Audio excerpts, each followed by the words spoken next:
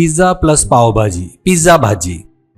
एक गांव में संतोष और जोशी करके दो लड़के अच्छे दोस्त थे। दोनों एक ही स्कूल में पढ़ते थे, मिलजुल कर खेलते थे। उनका घर भी आजू बाजू में था, पर संतोष के पिताजी और जोशी के पिताजी में बिल्कुल नहीं बनती थी।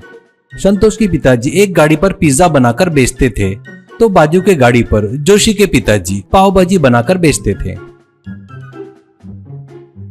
वहाँ पर दोनों जन झगड़ा करते रहते थे। एक के वजह से दूसरे का धंधा खराब हो जाएगा करके उनकी सोच थी। उन दोनों को वैसा झगड़ा करते हुए संतोष और जोशी को समझ में नहीं आ रहा था कि वो क्यों झगड़ रहे हैं।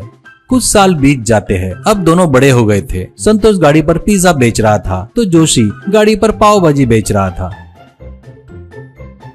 अभी वो दोनों दोस्त नहीं थे, वो एक दूसरे के जाने दुश्मन बन गए थे। वो भी आपस में झगड़ा करने लगते थे। संतोष, क्या रे फालतू की बातें कर रहा है, मुंह तोड़ दूंगा तेरा, संभल कर बात कर, कस्टमर को क्यों बुला रहा है रे करके एक मारता था। तो जोशी, तेरे कस्टमर को मैं कब बुलाया रे पागल, तू ही मेरे कस्टमर को बुला रहा है करके मारता था। वैसे दोनों भी लोग एक दूसरे को मारते रहते थे।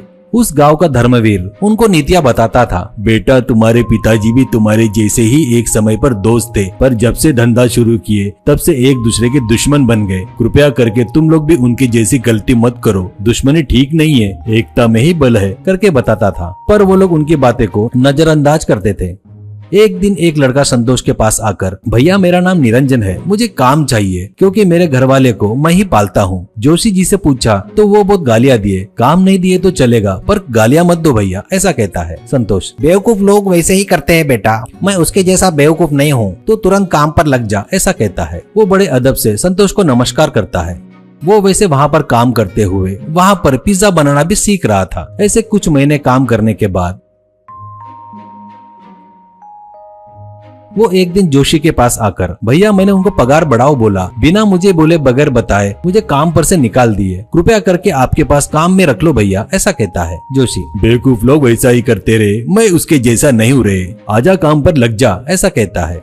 संतोष निरंजन को देखकर, ये क्या रे, मेरे पास से काम छोड़कर वहाँ पर लग गया, अगर अभी पूछा तो वो जोशी अपना सड़ा हुआ मुंह खोलेगा, गया तो गया, जाने दे, ऐसा कहता है। वैसे निरंजन जोशी के पास काम पर लग जाता है। वहाँ पर पाव भाजी कैसे बनाते हैं सीखता है।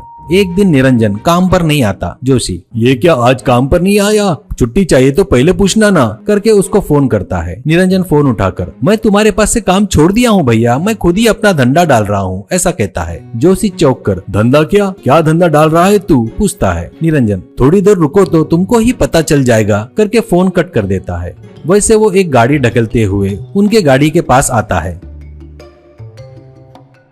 उस गाड़ी पर बोर्ड लगा था, उस पर पिज्जा प्लस पाव भाजी, पिज्जा भाजी लिखा था। वो देखकर संतोष और जोशी चौंक जाते हैं। निरंजन, आओ साहब आओ, मैडम आओ, छोटे बच्चे आओ, पिज्जा भाजी खाओ, पिज्जा भाजी, गरम गरम ताजा ताजा पिज्जा और पाव भाजी का स्वाद एक साथ ले लो भैया, आओ, एक के साथ एक फ्री भी है, पहले दिन में रखा ऑफर मिस मत करो, आओ आओ पिज्जा भाजी खाओ, करके चिल्ला रहा था। वो देखकर सभी लोग उसके गाड़ी के चारों ओर जमा होने लगे।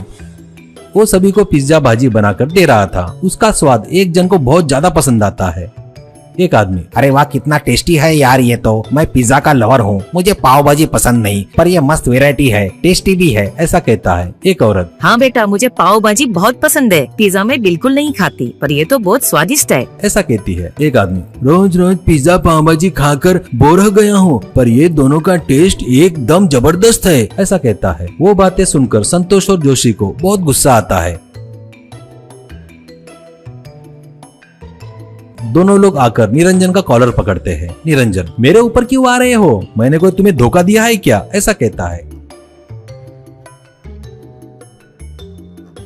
तभी वहाँ पर धर्मवीर आता है और वो उनको छुड़ाकर, निरंजन मेरा ही लड़का है, मैंने ही उसे ये आइडिया दिया, अभी दोनों मिलकर एक साथ मेरे बच्चे को मारने के लिए एक होकर आ रहे हो, तभी कहाँ गई थी तुम्हारी अकल, तुमको सबक मिलना करके ये काम कराया, तुम लोग मेरे बच्चे पर हाथ उठाए तो तुमको गाँव से निकाल दूंगा। अब तुम्हारे पास एक ही रास्ता है, अपनी अपनी गाड़ियाँ यहाँ से निकाल कर कहीं और जाकर बेचना होगा, ऐसा कहता है। उनकी बातें सुनकर उनके गलती का एहसास होकर सिर झुका लेते हैं। बाद में वहाँ से गाड़ी ढकलते हुए वहाँ से चले जाते हैं।